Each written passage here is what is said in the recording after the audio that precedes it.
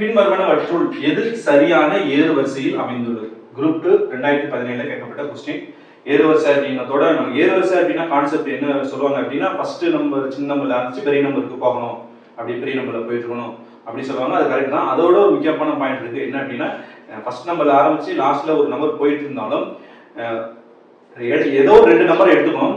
அந்த ரெண்டு number first number சின்ன நம்பர் இருக்கும், அது ரெண்டு நம்பர் பெரிய நம்பரா இருக்கும். இடையில எடுத்தாலும் சரி, ஃபர்ஸ்ட்ல எடுத்தாலும் சரி, லாஸ்ட்ல எடுத்தாலும் சரி, ரெண்டு நம்பரை எடுத்துக்கணும். அந்த ரெண்டு நம்பர்ல ஃபர்ஸ்ட் நம்பர் சின்ன நம்பராகவும் அதுக்கு அடுத்த நம்பர் பெரிய நம்பராகவும் இருக்கணும். இப்படி பார்த்தா நம்ம ஏறுவரிசையை வந்து கரெக்டா இருக்குன்னு நம்ம கண்டுபிடிக்க முடியும். சரிங்களா? இப்போ நமக்கு என்ன பண்ணணும் அப்படின்னா 8ல் 20% எவ்வளவு கண்டுபிடிக்கணும்? 6ல் 40%, 9ல் 30%, 15ல் 20%. சரி, மாத்தி மாத்தி தான் கொடுத்துருக்காங்க. சரிங்களா? இதுல இருக்க ஒவ்வொன்றுலையும் எத்தனை சதவீதம் கண்டுபிடிச்சு அந்த நம்பர் வரும், அந்த நம்பரை கண்டுபிடிச்சிட்டு நம்ம அந்த ஆர்டர் படி எழுதணும். சரிங்களா? ஃபர்ஸ்ட் நம்ம என்ன பண்ணுவோம், அது மாதிரி ஃபர்ஸ்ட் கண்டுபிடிப்போம். 8ல் 25னா 8ஐயும் 25ஐயும் பெருக்கணும். சரிங்களா? 8ல் 25% அப்படிங்கிறது 8ஐயும் 25ஐயும் பெருக்கணும். சரிங்களா? Right, okay. இப்போ 1 25 25, 4 25 100, 1 நாங்க 4, 2 நாங்க 8. அப்போ 2. 8ல் 25% அப்படிங்கிறது 2. ரெண்டு அடுத்து 6ல் 40%. அப்போ 6ஐயும் 40%ஐயும் பெருக்கணும். சரிங்களா?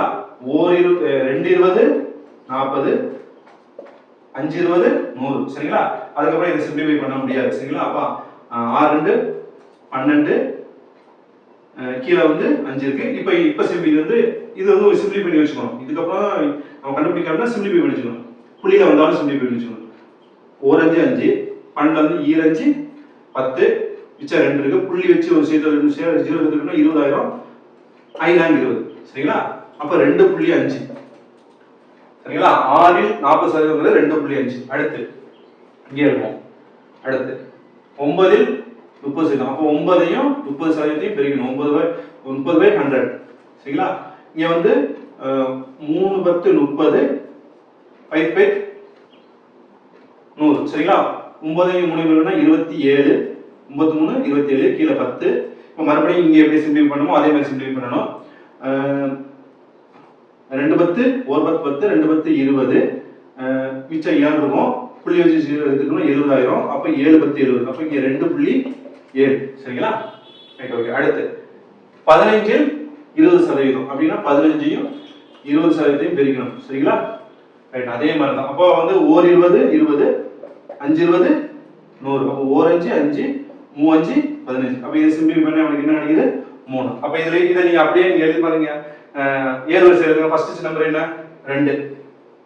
அதுக்கு அடுத்த நம்பர் 2.5, அதுக்கு அடுத்த நம்பர் 2.7, அதுக்கு அடுத்த நம்பர் 3. சரிங்களா? அப்போ இப்போ 2ங்கிற நம்பர் எது? 2ங்கிற நம்பர் எந்த எதுல உள்ள சதவீதம்? 8 25% ஃபர்ஸ்ட் இருக்கணும். அடுத்து 2.5 அப்படிங்கிறது 6ல் 40% இருக்கணும். 2.7ங்கிறது 9ல் 30% இருக்கணும். 3ங்கிறது 15ல் 20%. அப்ப கரெக்டா இதுதான் ஆர்டர் படி இருக்கு. சரிங்களா? அப்ப ஆன்சர் இதுதான். சரிங்களா? இதுக்கு வந்து இப்படிதான் கண்டுபிடிக்க முடியும். நம்ம ஃபர்ஸ்ட் கொடுத்துருக்கத வச்சு இந்த மாதிரி கண்டுபிடிச்சிடணும். கண்டுபிடிச்சிட்டு எது இப்போ நம்ம ஃபர்ஸ்ட் இதை எடுத்து செஞ்சதோட கொஸ்டின் இப்படி தான் கொடுத்தாங்க, இதை செஞ்சதோட இருந்துச்சு. ஸோ இது கூட வந்து மாற்றி வேற இடத்துல இருக்கலாம். மாற்றி வேற இடத்துல இருந்தாலும் நம்ம எடுத்து இந்த மாதிரி சிம்பிளிஃபை பண்ணிட்டு ஆர்டர் படி எது இருக்கோ அதை சரியாக கண்டுபிடிச்சு அதுக்கேற்ற மாதிரி நம்ம ஆன்சர் போடுறோம். சரிங்களா? ஹேமா ஒரு தேர்வில் 60% மதிப்பெண்களை பெற்றார். அவள் பெற்றது 360 மதிப்பெண்கள் எனில் அந்த தேர்வின் மொத்த மதிப்பெண்களை காண்க. டெட்ல 2022ல கேட்கப்பட்ட கொஸ்டின். சரிங்களா? ஒரு எக்ஸாம் நடந்திருக்கு. அதுல அவங்க வந்து எவ்வளவு மார்க் எடுத்திருக்காங்கன்னா 360 மார்க் எடுத்திருக்காங்க. அந்த 360 மார்க் அப்படிங்கிறது 60%. அப்போ மொத்த மார்க்ல 60% எவ்வளவு பார்க்கணும். அந்த மொத்த மார்க்கு பேரு நம்ம எக்ஸ்னு வச்சுக்கோம். அப்ப அந்த எக்ஸையும் அந்த 60% பிரிக்கணும். 60/100 ஈக்குவல். அப்ப எக்ஸில் 60% அப்படிங்கிறது 360. சரிங்களா? இப்போ நம்ம என்ன பண்ணலாம், இங்க 20 டிவைட் பண்ணுவோம். சரிங்களா? அப்ப 3 20 60, 5 20 100. சரிங்களா? அடுத்து இங்க தொகுதியில் உள்ள நம்பரை அந்த சைடு ஈக்குவல் அங்க உள்ள தொகுதியில் இருக்கிற நம்பரை நம்ம டிவைட் பண்ணலாம். சரிங்களா?